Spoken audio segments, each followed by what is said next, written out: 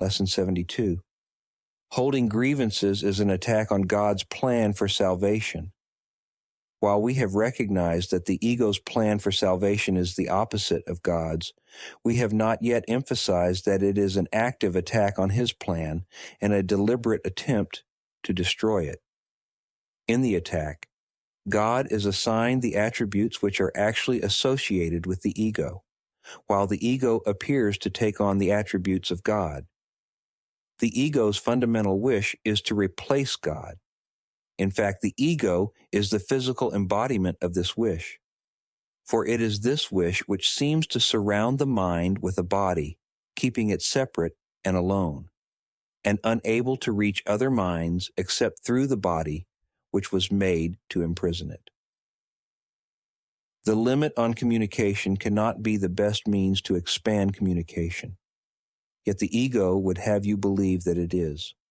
Although the attempt to keep the limitations which a body would impose is obvious here, it is perhaps not so apparent why holding grievances is an attack on God's plan for salvation. But let us consider the kinds of things which you are apt to hold grievances for. Are they not always associated with something a body does? A person says something we do not like. He does something that displeases us. He betrays his hostile thoughts in his behavior. We are not dealing here with what the person is.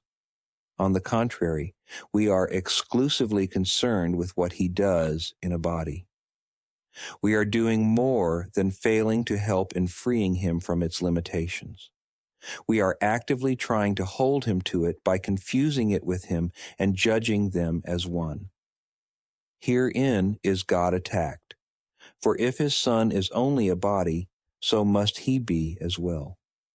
A creator wholly unlike his creation is inconceivable. If God is a body, what must his plan for salvation be? What could it be but death?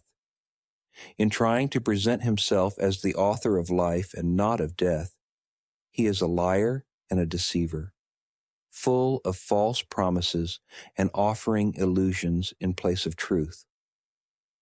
The body's apparent reality makes this view of God quite convincing. In fact, if the body were real, it would be difficult indeed to escape this conclusion. And every grievance that you hold insists that the body is real. It overlooks entirely what your brother is. It reinforces your belief that he is a body and condemns him for it. And it asserts that his salvation must be death, projecting this attack onto God and holding him responsible for it. To this carefully prepared arena, where angry animals seek for prey and mercy cannot enter, the ego comes to save you. God made you a body.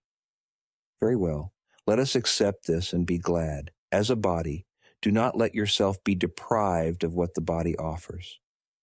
Take the little you can get. God gave you nothing. The body is your only Savior. It is the death of God and your salvation. This is the universal belief of the world you see. Some hate the body and try to hurt and humiliate it. Others love the body and try to glorify and exalt it.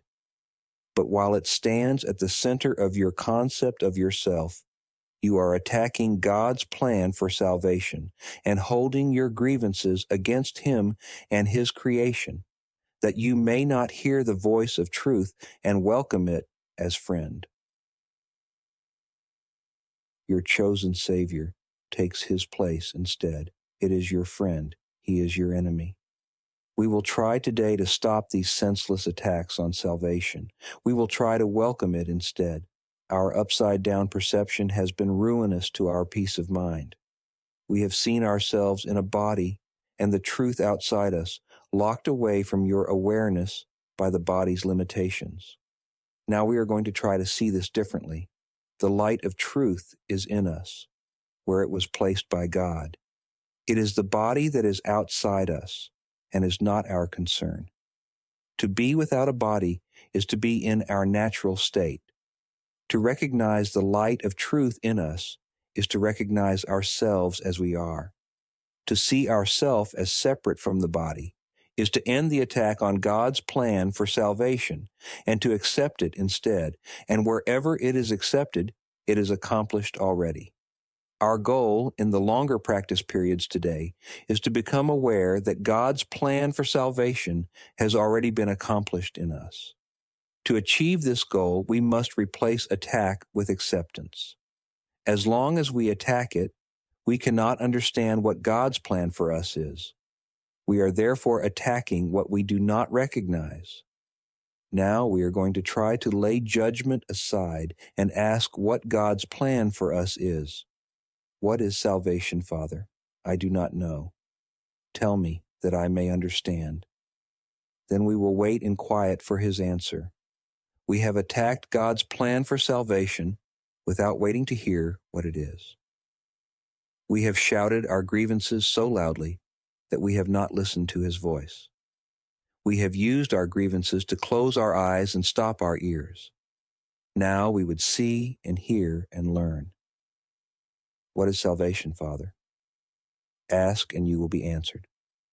Seek and you will find. We are no longer asking the ego what salvation is and where to find it. We are asking it of truth. Be certain, then, that the answer will be true because of whom you ask. Whenever you feel your confidence wane and your hope of success flicker and go out, repeat your question and your request, remembering that you are asking them of the infinite creator of infinity, who created you like himself. What is salvation, Father? I do not know. Tell me that I may understand. He will answer. Be determined to hear. 1 or perhaps 2 shorter practice periods an hour will be enough for today, since they will be somewhat longer than usual. These exercises are as follows. Holding grievances is an attack on God's plan for salvation. Let me accept it instead. What is salvation, Father? Then wait a minute or so in silence, preferably with your eyes closed, and listen for his answer.